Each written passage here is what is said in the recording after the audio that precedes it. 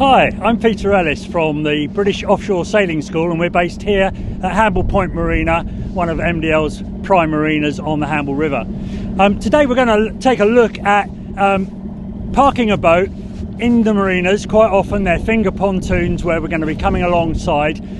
Fortunately, I've got two great crew today. I've got George and Paul who are going to be helping me in the task, and we're going to look at actually putting the boat alongside a finger pontoon. So we've had a great day's sail, and I'm now going to get Paul and George to get the boat ready to bring the boat alongside. I know that it's our pontoon, so we're going to be starboard side too when we're facing bows in. So I'm going to get the lines rigged on the starboard side of the boat. Fenders too. Now the place where the fenders are going to go is right in the middle of the boat, where it's going to give us the most amount of protection and be the most useful to us.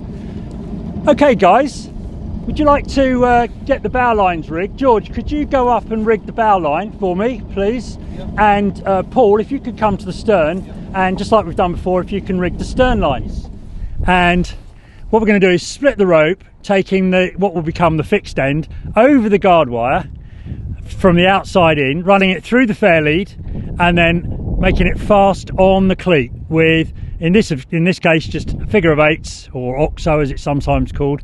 What that does then is it leaves the running end, or the bit that we're going to walk ashore with, conveniently on the outside of the guard wire, so when you step ashore it won't get all fouled up. So as we make our approach, the key thing is that we want to be going pretty much at the slowest speed we can whilst maintaining control.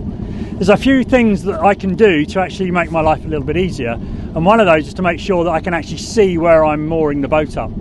A few things that will help is getting the crew to prepare the lines and sit back from the edge of the boat, and we can also make sure that the traveller is moved across so that it's out of our way. And if you sail with a spray hood on, which lots of cruising people do, just drop that down. You don't have to leave it up obscuring your view, just drop it down and then you can have a good view of the pontoon. That's really key in terms of executing a really good slick manoeuvre when you moor the boat up. Okay guys, now you've got the warps out, can we rig the fenders over the side please? Just above the waterline. So we're going alongside a pontoon, so we want them fairly low, just above the water. If it was a boat that we were going alongside, we'd probably have them set a little bit higher. But on this occasion it's a pontoon, so they're going to do the most amount of work just above the water. So the key thing now is that as we make our approach, we're looking to approach the pontoon really at the slowest possible speed whilst maintaining some element of control. And that's going to involve either having a bit of speed on, or preferably using the wash over the rudder to direct the boat and to manoeuvre the boat.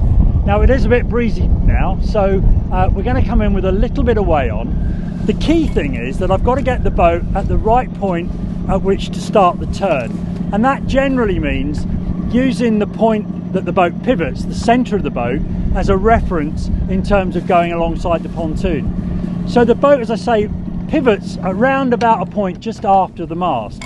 So I'm going to get that in the right position before I start the turn.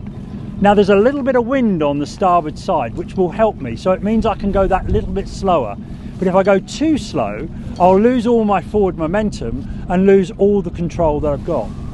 So I'm starting the turn now, keeping my eye on the pontoon the whole way in. The guys are sat down as requested, and I'm going to have a little bit of forward way. Now the key thing, I'm being blown off the pontoon here, so I've got to keep the boat fairly close to the pontoon all the way in. If I go too slowly, I'm going to stop and the boat will blow off. Okay guys? Okay, make fast please. Lovely job. And a little burst of stern there just to stop me going forward and hitting the pontoon. Well, there we are, safely alongside at Hamble Point Marina.